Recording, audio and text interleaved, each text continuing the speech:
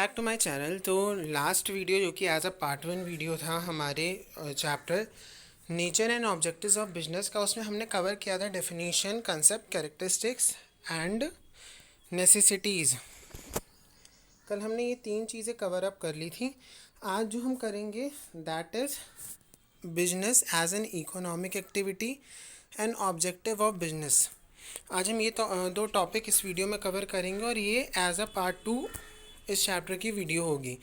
इस चैप्टर की पीडीएफ मैंने लास्ट वीडियो के डिस्क्रिप्शन में दे दी थी, तो जिसने ना देखी हो या डाउनलोड की हो वो जाके डाउनलोड कर सकता है।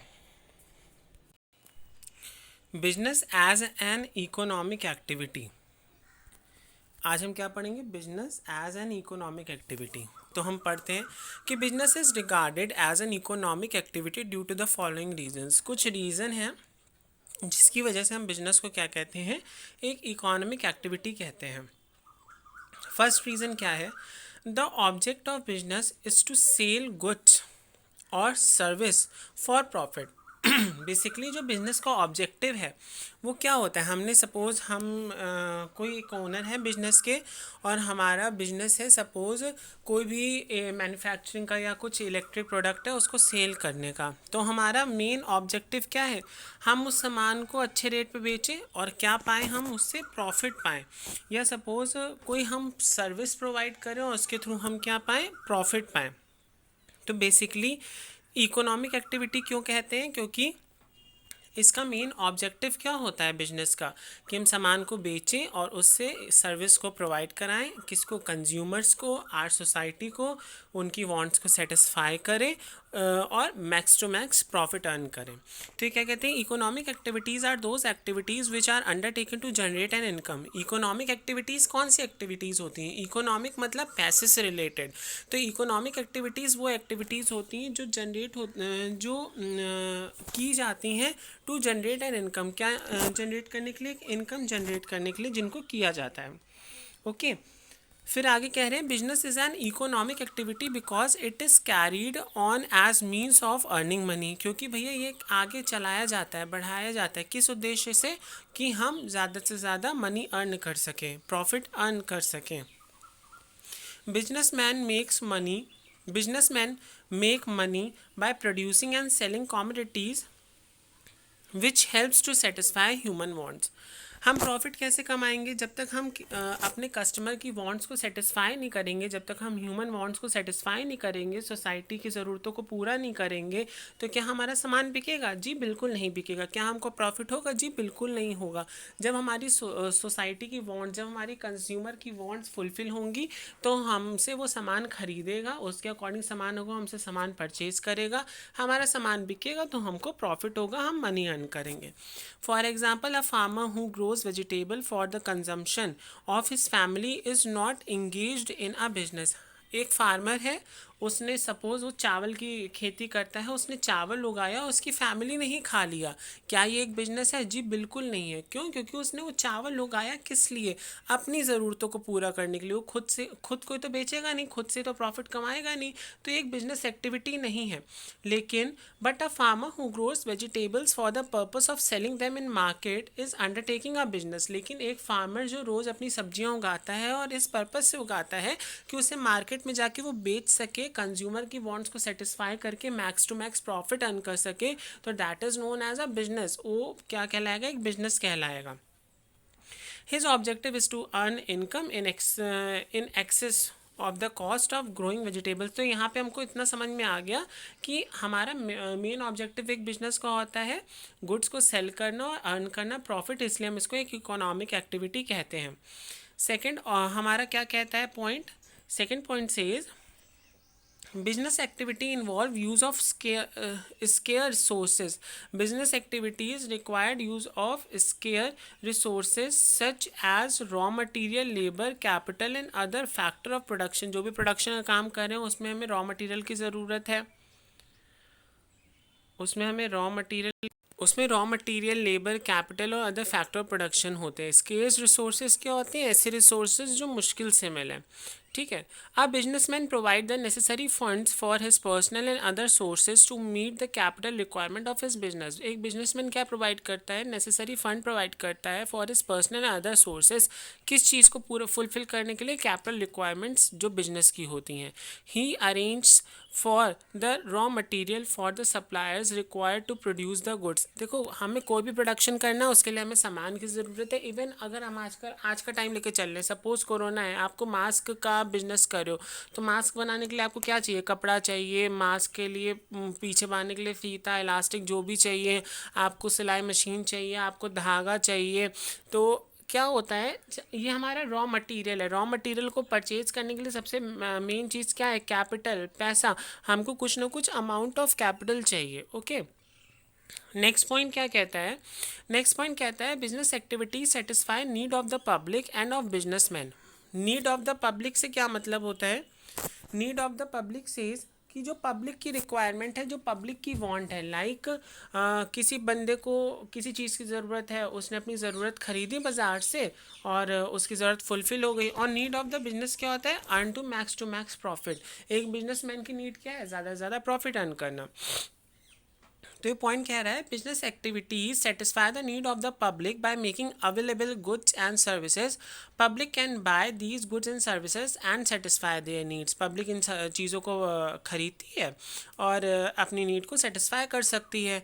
Business is a source of income for a businessman. Business क्या है? बिजनेसमैन के लिए सोर्स ऑफ इनकम है। With the help of this income he can satisfy his need. वो गेन पाएगा, पैसा पाएगा, प्रॉफिट मिलेगा उसको, उससे वो अपनी ज़रूरतों को पूरा कर लेगा।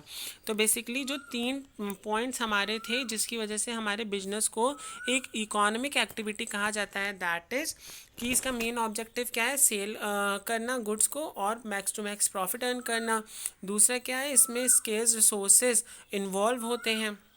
और third but not the last but not the least हमारा क्या है? जो हम नीड सेटिस्फाई करता है पब्लिक की और बिजनेस की। अब हम आते हैं ऑब्जेक्टिव्स क्या होते हैं बिजनेस को, बिजनेस स्टार्ट करने के उद्देश्य क्या हो सकते हैं।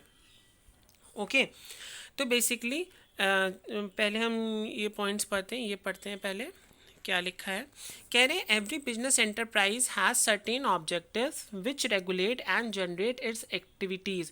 देखो, हर एंटरप्राइज, हर बिजनेस एंटरप्राइज के अपने ऑब्जेक्टिव्स होते हैं जिस मतलब जिनको रेगुलेट और जनरेट करती हैं, मतलब उसकी एक्टिविटीज़ को जो रेगुलेट एंड जनरेट करती हैं। हर बिजनेस के अपने अकॉर्डिंग अपने अपने ऑब्जेक्टिव्स होते हैं। बट कुछ मेन कहते हैं ना, एक पैरामीटर्स होते हैं, एक चीज़ें होती हैं जिसकी वजह से हम कोई चीज़ स्टार्ट कर रहे हैं। Objectives are needed in every area where perform. Simply अगर तुम मान लो तुम पढ़ाई कर रहे हो, तो तुम्हारा उद्देश्य क्या है? पढ़ने का, अच्छा पढ़ा के आगे जॉब पाना, या आपको कोई बिजनेस करना या कुछ करना। तो क्या आपकी इस पढ़ाई का उद्देश्य है? जी हाँ है। विदाउट उद्देश्य, विदाउट ऑब्जेक्टिव्स क्या आप इस पढ़ाई को कोई मार्ग, कोई रास्ता दे सकते हो? जी बिल्कुल नहीं दे सकते हो। ये एक दिशा रहित पढ़ाई हो जाएगी आपकी। आज हिंदी अच्छी आ रही है मेरी। खैर, हम इस टॉपिक पे आगे बढ़ते हैं कि कह रहे हैं various objectives of business may be classified into 4 broad categories as follows. हम बेसिकली किन कैटेगरीज में करते हैं? 4 मेन ब्रॉड कैटेगरीज हैं। The first is economic objectives, second is social objectives, third is human objectives and fourth is national objectives. हम एक एक करके इन ऑब्जेक्टिव्स को पढ़ेंगे। पहला क्या है? इकोनॉमिक, दूसरा social, third is human and fourth is national. तो अब एक एक करके हम इनको पढ़ते हैं। पहले कह रहे हैं economic objectives. Business is basically N economic activity. हमको पता है कि हमारा बिजनेस क्या है? एक इकोनॉमिक एक्टिविटी है। क्या है? तो इकोनॉमिक एक्टिविटी, पैसा हमें अर्न करना है, ये हमारा मेन उद्देश्य होता है कोई भी बिजनेस स्टार्ट करने का। कहते हैं कि बिजनेस स्टार्ट करने का फर्स्ट जो मोटिव होता है वो होता है सोसाइटी की वांट को सेटिस्फाई करना, देन होता है प्रॉफिट अर्न। लेकिन क्या आप विदाउट प्रॉफिट अर्निंग सोच के कोई बिजनेस स्टार्ट करोगे? जी बिल्कुल नहीं करेंगे। तो भैया इकोनॉमिक ऑब्जेक्टिव तो हमारा आज के टाइम से अगर हम देखें और हर एक ह्यूमन माइंड के हिसाब से देखें, तो इकोनॉमिक्स में जो हमारा प्रॉफिट होता है वो इकोनॉमिक एक्टिविटी बनाता है। हमारा पैसा अर्न करने का जो चाहत होती है वो हमारी बिजनेस एक्टिविटी को इकोनॉमिक एक्टिविटी बनाती है, और इसी वजह से हम अपना बिजनेस स्टार्ट भी करते हैं। तो अब हम ये पढ़ते हैं, ये कह रहे हैं the main economic objectives of business are as follows. कौन कौन से हैं? पहला है अर्निंग प्रॉफिट। ऑब्वियस सी बात है, प्रॉफिट अर्न करना तो है, प्रॉफिट अर्न करना है तभी हम बिजनेस कर रहे हैं। क्रिएटिंग कस्टमर्स, जब तक कस्टमर क्रिएट नहीं होंगे, जब तक नए नए, अब तुम्हारे पास लिमिटेड 5 कस्टमर, जैसे अभी मेरे 33 सब्सक्राइबर्स हैं, तो केवल 33 सब्सक्राइबर्स पे जा रहे हैं, लेकिन अगर तुम लोग को ये अच्छा लगा और तुम लोगों ने इसको शेयर किया तो मेरे सब्सक्राइबर्स बढ़ेंगे। और साथ ही साथ क्या होगा कि और लोगों तक नॉलेज जाएगी, और लोगों को पता चलेगा, उनसे और लोगों को पता चलेगा। तो ये क्या, मैं अपने कस्टमर, मैंने सपोज एक यूट्यूब बिजनेस सेटअप किया है और मैं क्या बोल रहा हूँ, कस्टमर, इससे अपने कस्टमर क्रिएट कर रहा हूँ। सपोज तुम लोग मान लो कि हम एक ओनर है, मेरा एक चैनल, मेरा बिजनेस है, और जितने सब्सक्राइबर्स हैं वो मेरे कस्टमर्स हैं। तो कस्टमर्स को मुझे अच्छे से अच्छा सर्विस प्रोवाइड करानी है, कंटेंट प्रोवाइड कराना है, जिससे मेरे कस्टमर्स का क्रिएशन हो। ओके, इससे समझ में आया तुम लोग को? आगे बढ़ते हैं। आगे नेक्स्ट पॉइंट कहता है इनोवेशन। क्या एक पुराने ढांचे पे चीज़ें होती रहेंगी? अगर पुराने ढांचे पे चीज़ें होती रहती तो क्या आज हमारे हाथ में ये फ़ोन होता जिससे हम पढ़ रहे होते? जी बिल्कुल नहीं होता। विदाउट इनोवेशन आप कोई भी नयापन नहीं ला सकते, चीज़ें बोरिंग हो जाएंगी और हमारी ज़रूरतें पूरी नहीं होंगी। हमें आजकल के टाइम में अपनी ज़रूरतों का आजकल के टाइम के अनुसार अपनी ज़रूरतों को पूरा करने के लिए इनोवेटिव होना बहुत ज़्यादा ज़रूरी है। हमें मैक्स टू मैक्स, तभी हम बोलते हैं कि हमारी जो बिजनेस एक्टिविटी है एक आर्ट है। क्यों? क्योंकि इनोवेशन होना चाहिए। हम नई नई चीज़ें लाएं, किस तरीके से हम नई चीज़ें ला के अपने कस्टमर्स को क्रिएट कर सकते हैं, कस्टमर बढ़ा सकते हैं, उनकी वांट को सेटिस्फाई कर सकते हैं, किस तरीके से हम नई नई चीज़ों को नई नई चीज़ों को इंट्रोड्यूस करके, इनोवेशंस करके अपना प्रॉफिट मैक्सिमाइज कर सकते हैं। ये सब किस में आता है? ये हमारा बिजनेस की इकोनॉमिक बिजनेस को एक इकोनॉमिक ऑब्जेक्टिव प्रोवाइड कराता है। तो पहला क्या हो गया? अर्निंग प्रॉफिट, दूसरा क्रिएटिंग कस्टमर्स, एंड थर्ड हो गया तुम्हारा इनोवेशन। ठीक, अब हम नेक्स्ट आते हैं। Next is social objectives. Business does not exist in vacuum, it is a part of society. ये एक सोसाइटी का पार्ट है। It can't survive and grow without the support of society. तुम अकेले बिजनेस एक दुकान खोल के बैठ जाओ, कोई कस्टमर तुम्हारा ना आए, क्या तुम्हारा बिजनेस चलेगा? 5वें दिन शटर गिराओगे, अंदर का सामान हटाओगे, भैया हटाओ, नहीं हो पाएगा। जो हमारे यहाँ कस्टमर आ रहे हैं वो हमारे साथ क्या है, इन्वॉल्व हो रही है। क्या हमारे साथ सोसाइटी इन्वॉल्व हो रही है, हमारे साथ सोसाइटी जुड़ रही है। क्या उसके बिना तुम्हारा बिजनेस सरवाइव करेगा? जी बिल्कुल भी नहीं करेगा। तो business must therefore discharge social responsibilities in addition to earning profit. इसीलिए कहते हैं कि बिजनेस को प्रॉफिट अर्न करने का सोचो, लेकिन ये नहीं है कि कुछ भी माल, सपोज तुम्हारे यहाँ बेकरी का बिजनेस है, तुमने कहा नहीं भैया हमें प्रॉफिट कमाना है, तुमने 4 दिन पुरानी बासी पेटीज भी बेच दी, पेस्ट्री भी बेच दी, ब्रेड भी बेच दी। वहीं बगल तुम्हारी तरफ दूसरी एक और बेकरी है, वो फ्रेश एकदम सामान बेच रहा है। तो भले ही तुम्हारा 1-2 दिन सामान बिकेगा, लेकिन भाई कस्टमर कम होने लगेंगे, क्योंकि तुम उस एक कस्टमर को केवल एक ही बार बेच पाओगे। लेकिन भले बगल वाला, मानो तुमने अपने केक के प्राइस रखे 400, बगल वाले ने रखे 420, लेकिन अगर उसका फ्रेश माल है ना, तो भी लोग उसकी तरफ जाएंगे। ऐसा नहीं कि तुम्हारी तरफ वापस आएंगे, क्योंकि खराब कौन खाएगा? एक बार देखेगा, दूसरी बार थोड़ी ना आएगा कोई। तो अकॉर्डिंग टू हेनरी फोर्ड, आ गए मिस्टर हेनरी फोर्ड, इन्होंने अपना दे दिया। कह रहे हैं according to mister Henry Ford, the primary aim of a business should be service and subsidiary aim should be the earning of profit. लेकिन क्या ये एक्चुअल लाइफ में कभी भी सेट होता है? भले ही कितने बड़े समाज सेवक बन जाओ, पहले सोचोगे अपना लाभ।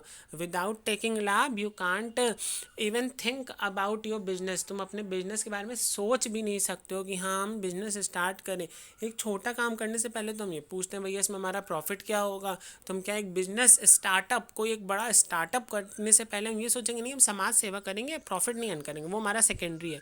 जी बिल्कुल नहीं, हम समाज सेवा भी करेंगे और हम प्रॉफिट भी अर्न करेंगे। बेसिक ये होता है कि हम भले हमारा प्रॉफिट का, कहते हैं ना, हम प्रॉफिट अर्न करेंगे, भले ही हमारा जो परसेंटेज ऑफ प्रॉफिट है वो कम हो, हम ये कह सकते हैं। लेकिन हम कहें जी हम बिल्कुल प्रॉफिट नहीं, पहले हम समाज सेवा करेंगे, नहीं। और ये भी हम नहीं कह सकते हम केवल प्रॉफिट ही अर्न करेंगे और समाज सेवा नहीं करेंगे। विदाउट डूइंग समाज सेवा, बिना समाज का कल्याण किए आप अपना कल्याण और अपने बिजनेस का कल्याण नहीं कर सकते हो। ठीक है, इफ़ यू आर डूइंग कल्याण of the society then you are doing your कल्याण एज वेल, आप अपना भी कल्याण करोगे। ओके, खैर आगे बढ़ते हैं। इतना समझ में आ ही गया होगा। तो कहते हैं कि द सोशल ऑब्जेक्टिव्स बिजनेस के क्या हैं? और ये भी समझ लेते हैं। Supplying desired goods at reasonable price, सही दाम पे, फिजूल का ज़्यादा से ज़्यादा प्रॉफिट ना लिया जाए, अच्छे सही दामों पे। रीजनेबल प्राइस मतलब ठीक ठाक, ये नहीं कि अपना घाटा ही करके बैठ जाओ, ऐसा भी नहीं। ठीक ठाक दामों में जो हमारा कस्टमर चाह रहा है उसको वो चीज़ प्रोवाइड करने से लोग डिस्काउंट भी देते हैं। तरह तरह की चीज़ें, पहले मान लो किसी कोई चीज़ है 100 रुपए की, उस पर 200 रुपये बता दिए, फिर कह रहे हैं हम आपको चलिए 25% डिस्काउंट दे देंगे। तो 25% डिस्काउंट 50 रुपये का हो गया, तो ये भी होगा भैया चलो 25% डिस्काउंट दे दिया, तो अब भैया 150 रुपये की चीज़ हो गई, चलिए हम इसमें आपको 10 रुपये और छोड़ दे रहे हैं, तो 140 की होगी, तो भी उसने 40 रुपये तो कमाया ना, और साथ में साथ क्या गुडविल भी क्रिएट की, देखो ये इतना ज़्यादा डिस्काउंट दे देते हैं अपनी चीज़ों पे। ठीक है।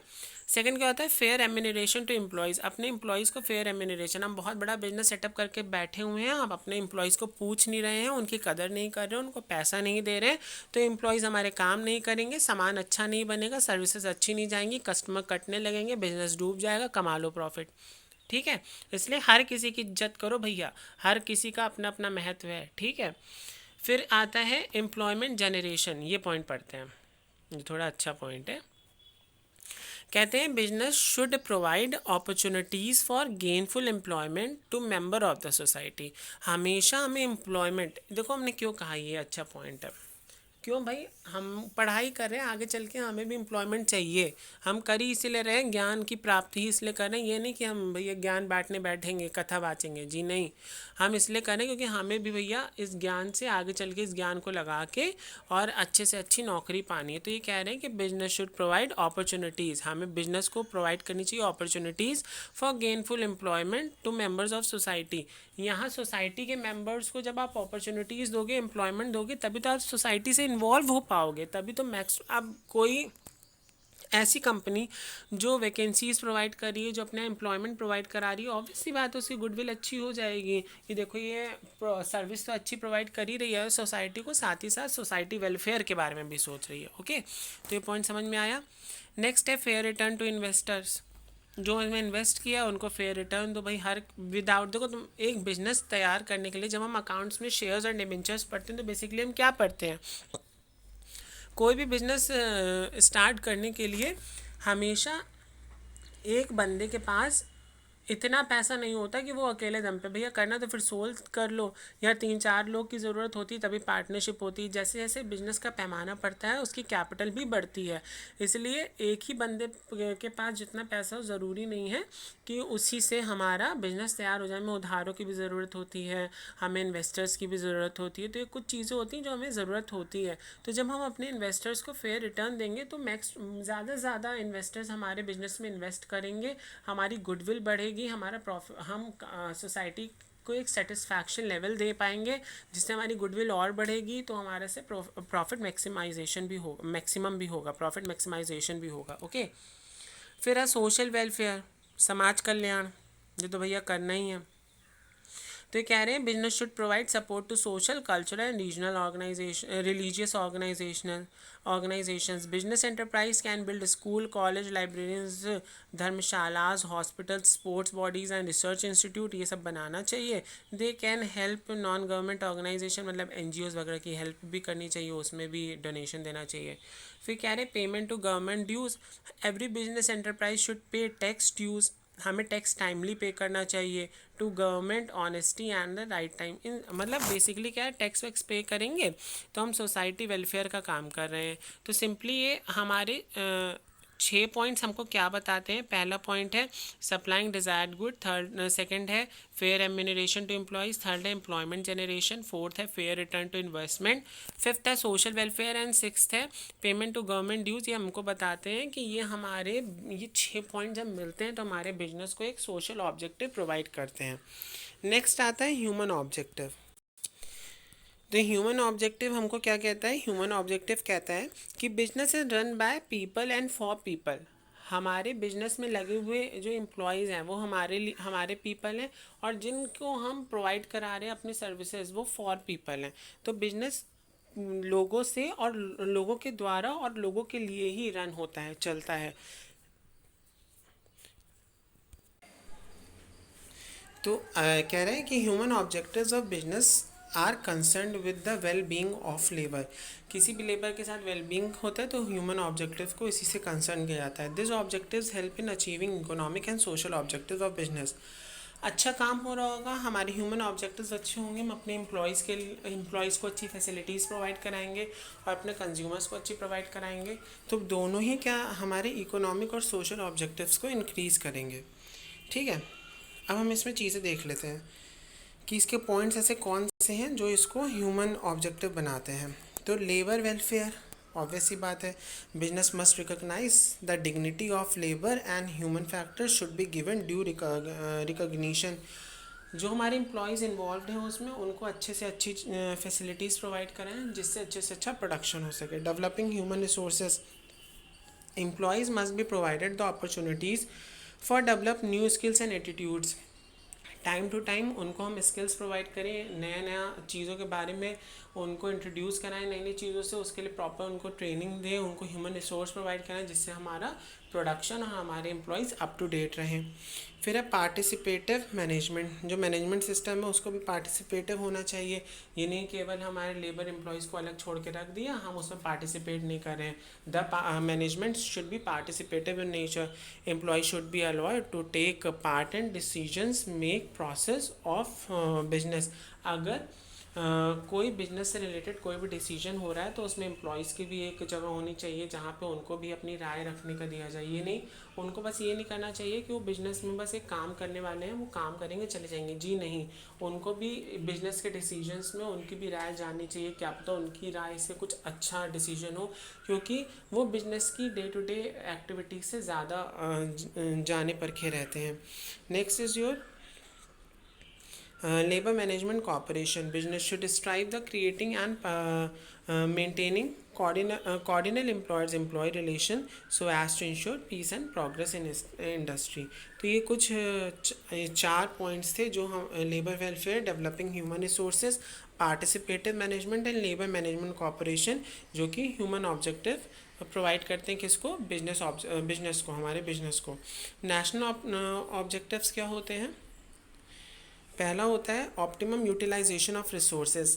जो रिसोर्सेज हमारे बिजनेस के पास है उनका मैक्स टू मैक्स सबसे अच्छा यूटिलाइजेशन करना, that is known as optimum utilisation of business resources. National self reliance, it is the duty of business to help the government in increasing exports and in reducing dependence on import। खुद अच्छे से अच्छा सामान बनाएं जिससे कि हम import करने पे चीज़ों पे कम डिपेंडेंट हों, हमारे अंदर इंडिपेंडेंसी आए कि हम इंडिपेंडेंट हों। तो ये हमारे एक नेशनल सेल्फ रिलायंस मतलब अपने पे निर्भरता, आत्मनिर्भरता हमारा बिजनेस नेशनल ऑब्जेक्टिव के थ्रू फुलफिल करता है। नेक्स्ट होता है development of small scale industries. Small scale industries के थ्रू हर किसी को रोज़गार मिलता है, इससे हमारा ह्यूमन डेवलपमेंट भी होता है, सोशल ऑब्जेक्टिव फुलफिल होता है, ह्यूमन ऑब्जेक्टिव फुलफिल होता है, इकोनॉमिक ऑब्जेक्टिव तो फुलफिल होता ही है।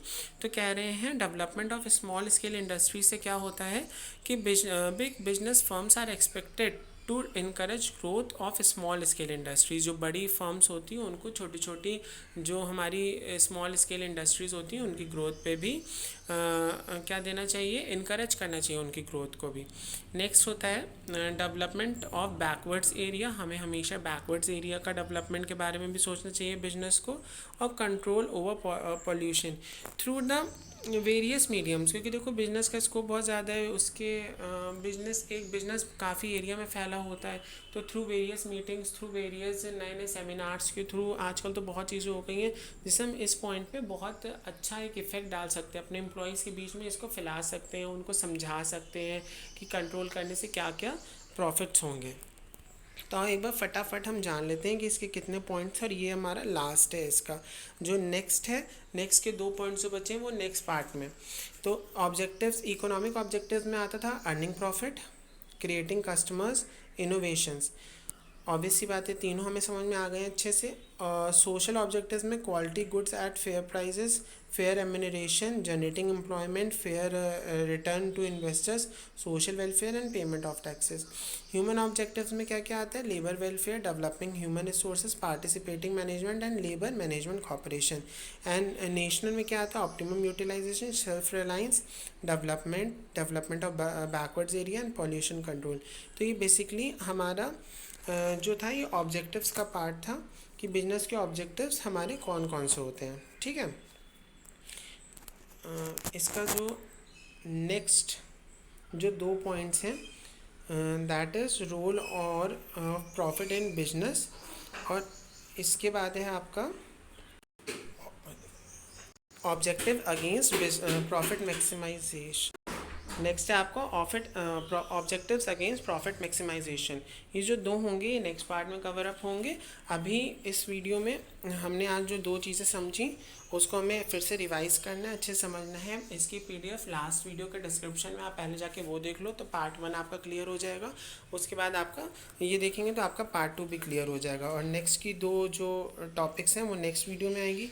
So thank you for watching, keep learning, अच्छे से पढ़ते रहो। जो भी चीज़ उसमें समझ में ना आए आप लोग कमेंट बॉक्स में लिख सकते हो, और जो भी सजेशंस हो वो भी आप लिख सकते हो। So thank you.